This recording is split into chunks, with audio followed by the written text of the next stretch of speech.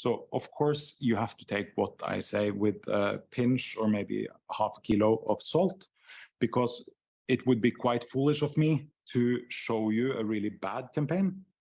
But I can promise you it's in no way unique. So it takes time.